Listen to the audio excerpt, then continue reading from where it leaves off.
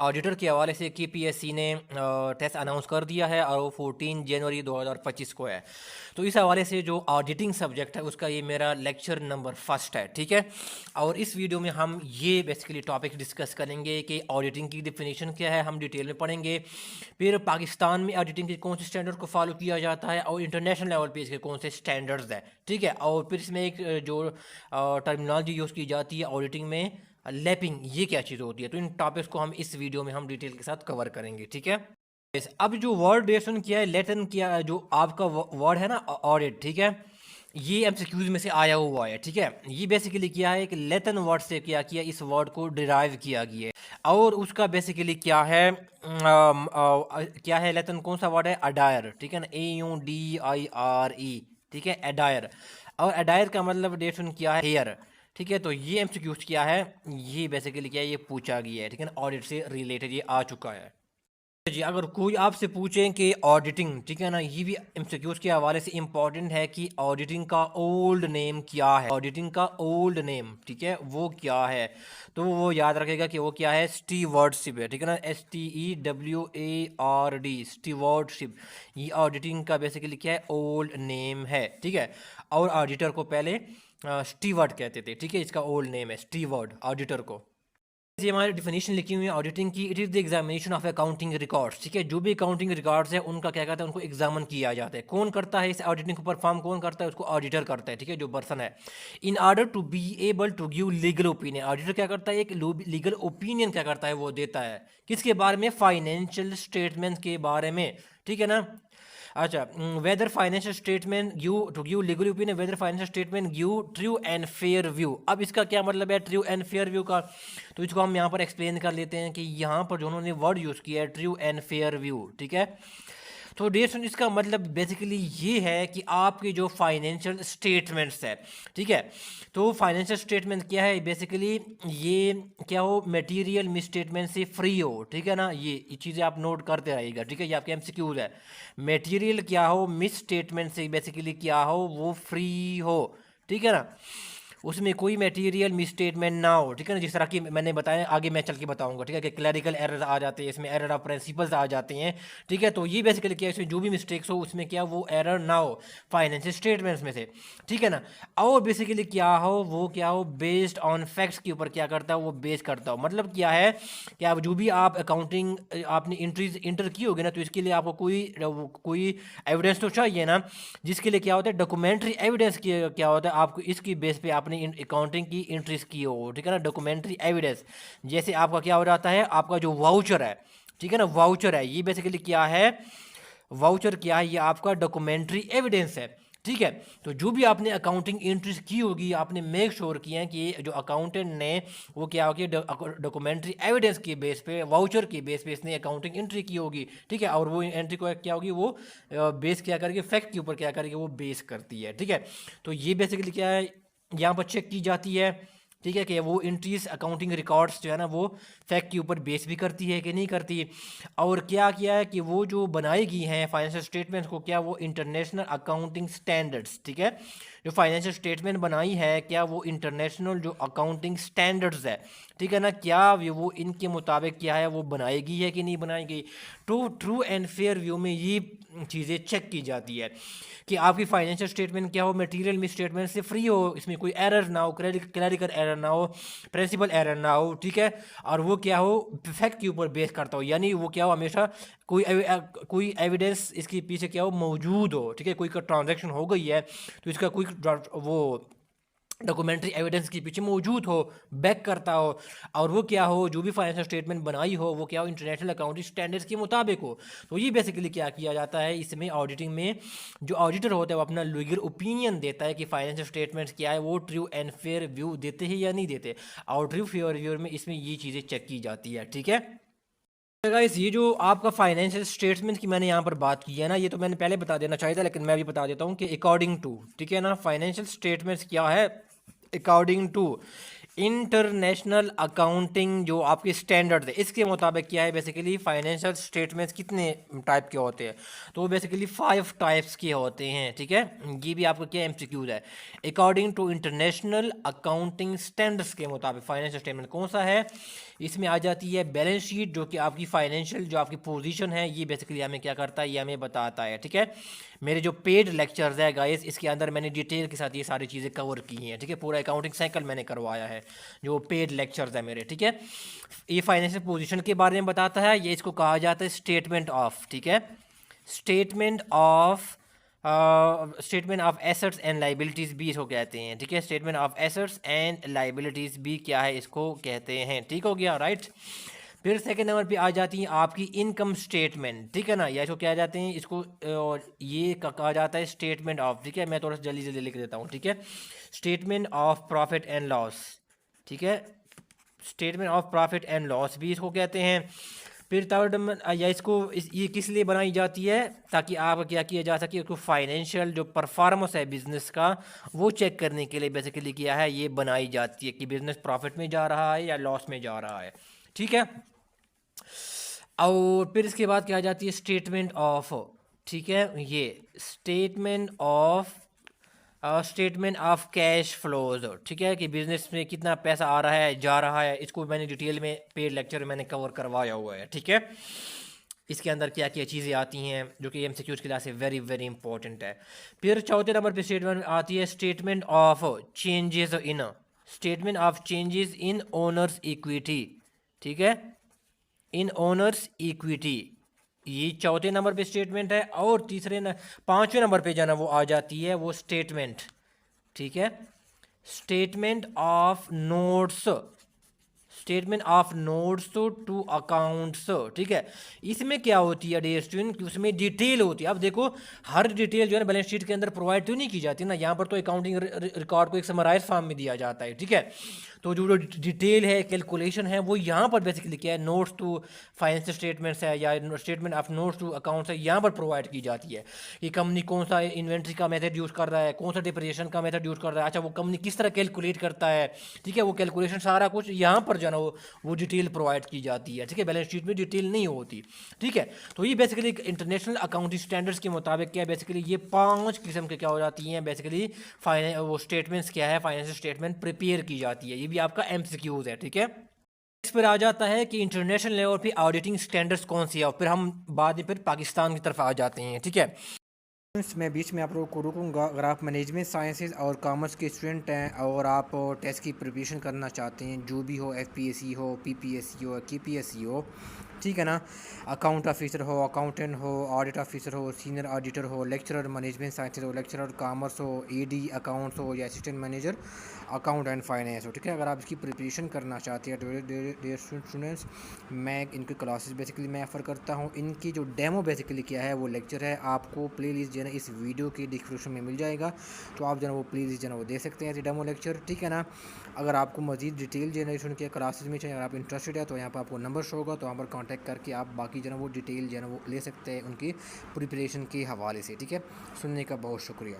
तो डेट सुन, यहाँ पर जो है इनको आप याद रखें, आपका एमसीक्यूज है, ये भी आया भी हुआ, ठीक है, वेरी वेरी इंपॉर्टेंट है। ये क्या है, ISA, ठीक है, इसका क्या मतलब है, इंटरनेशनल, मैं शॉर्ट लिख देता हूँ, इंटरनेशनल स्टैंडर्ड्स, ठीक है, इंटरनेशनल स्टैंडर्ड्स ऑन ऑडिटिंग। ये बेसिकली क्या है, ऑडिट से रिलेटेड जो इंटरनेशनल लेवल पे बेसिकली क्या है, ऑडिटिंग के स्टैंडर्ड्स है, इसको कहा जाता है ISA, international standard on auditing.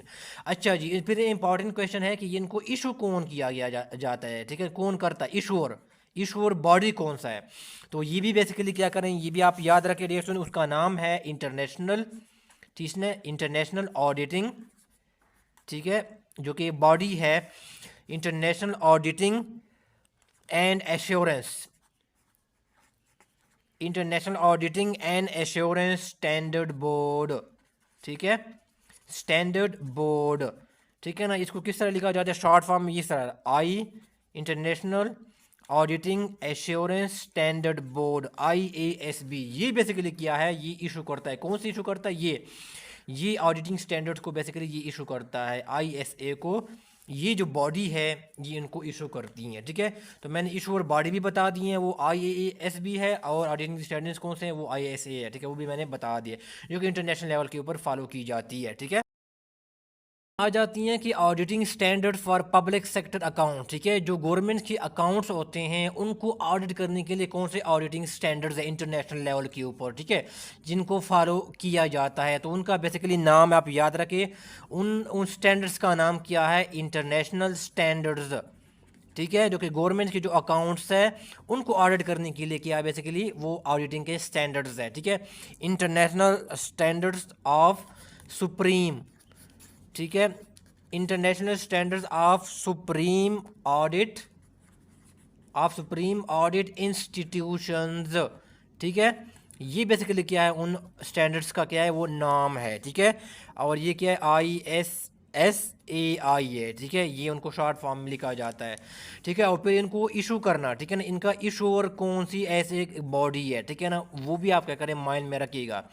उनको इशू करने वाला एक बॉडी है, उसका नाम है basically international organisation of supreme, ठीक है, सुप्रीम ऑडिट, ठीक है, मैं जल्दी जल्दी लिखता हूँ, सुप्रीम ऑडिट इंस्टीट्यूशंस, ठीक है, international organisation of supreme audit institutions, ठीक है। तो ये बेसिकली क्या है, इनको ये इन स्टैंडर्ड्स को बेसिकली वो इशू किया जाता है, और इन स्टैंडर्ड्स को यूज़ किया जाता है, पब्लिक उनको फॉलो किया जाता है, पब्लिक सेक्टर की या गवर्नमेंट सेक्टर की जो अकाउंट्स है उनको ऑडिट करने के लिए इन स्टैंडर्ड को फॉलो किया जाता है, ठीक है।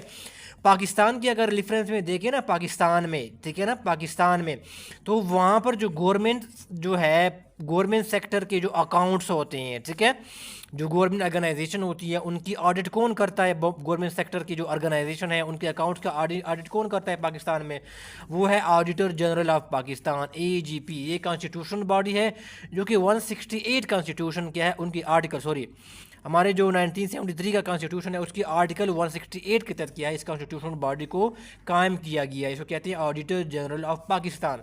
ये गवर्नमेंट सेक्टर के अकाउंट्स की ऑडिट करता है, ठीक है। और ये भी बेसिकली क्या होता है, ये उन स्टैंडर्ड्स को फॉलो करता है, ठीक है। आपका जो AGP है ना, ये ऑडिट करते हुए गवर्नमेंट सेक्टर के अकाउंट्स को ऑडिट करते हुए वो इन स्टैंडर्ड को बेसिकली क्या करता है, ये फॉलो करता है, ठीक है। और इंटरनेशनल लेवल पर भी यही फॉलो किया जाता है पब्लिक सेक्टर अकाउंट्स को ऑडिट करने के लिए, राइट। डिफरेंस तो मैंने बता दिया कि गवर्नमेंट कंपनीज के ऑडिट करने के लिए इन अकाउंटिंग स्टैंडर्ड को फॉलो किया जाता है, ठीक है, गवर्नमेंट के कंपनीज उनके अकाउंट्स को ऑडिट करने के लिए।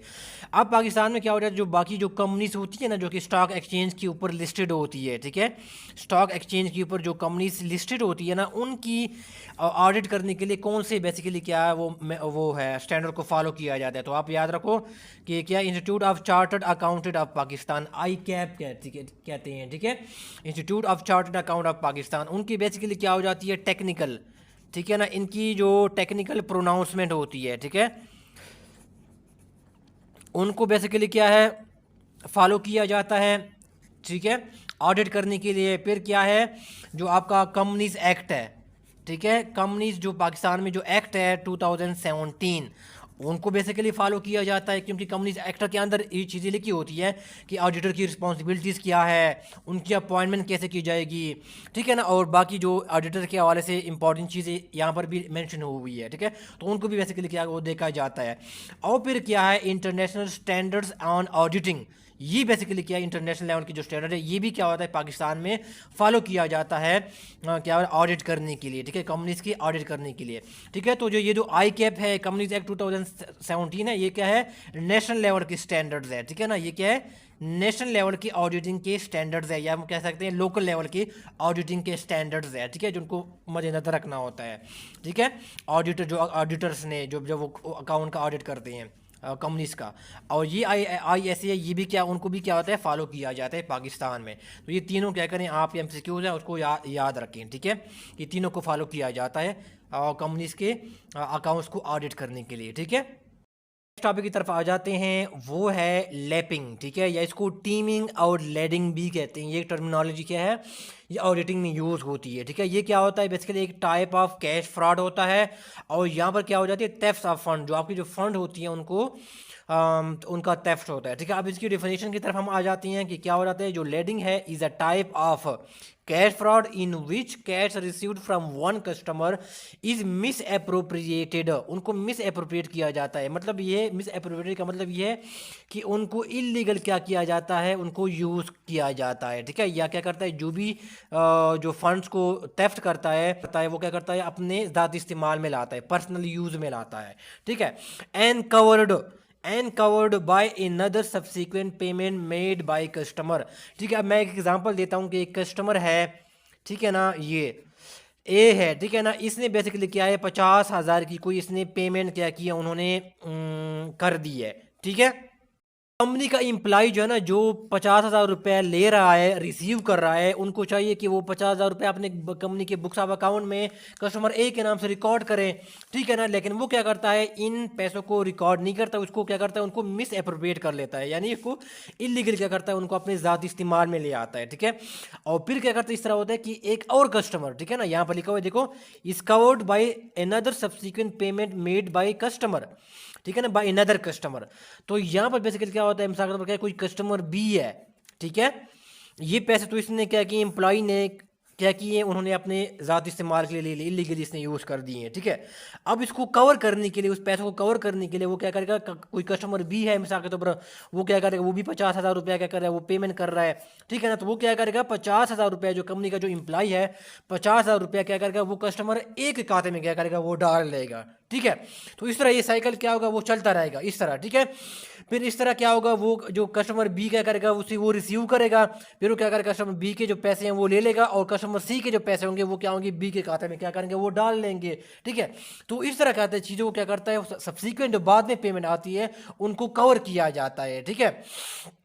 उनको पहले वाले का जो पेमेंट है उनको उनके साथ कवर किया जाता है। और जो पहला बंदा पेमेंट करता है, सर कस्टमर ए है, वो क्या करता है, उनको मिस अप्रोप्रिएट कर लेता है, वो इसको पर्सनल यूज़ में ले आता है, ठीक है।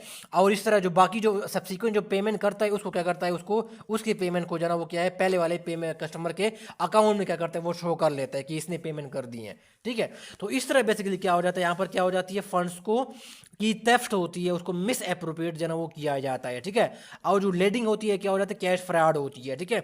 इसको प्रिवेंशन करने के लिए मुख्तलिफ किस्म के तरीके जो ना वो यूज़ किया जाता है। जिस तरह ऑडिटर होते हैं वो सरप्राइज विजिट करते हैं, या ये अकाउंट्स की रिकन्सिलिएशन करते हैं, या वो इस तरह करते हैं कि वो ड्यूटीज़ जो है ना वो क्या करते हैं, उनकी सेग्रीगेशन करते हैं कि कैश पे रिसीव करने वाला अलग बंदा होगा, उनको रिकॉर्ड करने वाला अलग बंदा होगा, इस तरह ड्यूटीज़ अलग अलग कर लेता है, ठीक है। तो ये कुछ इस तरह का सिस्टम मुहैया पर लिए जाते हैं, ठीक है, ऑडिटर की तरफ से। सजेस्ट करते हैं कंपनीज को कि आप इसको रोकने के लिए आप ये क्या करें, इकदाम करें, ठीक है। लेकिन ये काफ़ी हार्ड है उनको डिटेक्ट करने के लिए, ठीक है, क्योंकि पूरा एक चेन चलता है ना, तो पूरे पूरे ट्रांजैक्शन का पूरे हाइड किया जाता है, एक ट्रांजैक्शन को दूसरे ट्रांजैक्शन से छुपाया जाता है, हाइड किया जाता है, ठीक है डियर स्टूडेंट। वीडियो में इतना ही है। ऑडिटिंग के हवाले से हमारा लेक्चर नंबर 1 है, इसकी सीरीज़ को हम कंटिन्यू रखेंगे, ठीक है। अगर आप क्लासेस लेने में, टेस्ट प्रिपरेशन में अगर आप इंटरेस्टेड है तो आपको यहाँ पर स्क्रीन पर नंबर शो होगा, तो यहाँ पर आप कांटेक्ट कर सकते हैं और क्लास प्रिपरेशन के, टेस्ट प्रिपरेशन के हवाले से आप क्लासेस की डिटेल जो है ना वो ले सकते हैं, ठीक है। आपका कोई क्वेश्चन है, क्वेरी है, तो आप कमेंट बॉक्स में पूछ सकते हैं, मैं आपके कमेंट पढ़ता हूँ और रिप्लाई भी देता हूँ, ठीक है। सुनने का बहुत शुक्रिया, थैंक यू सो मच।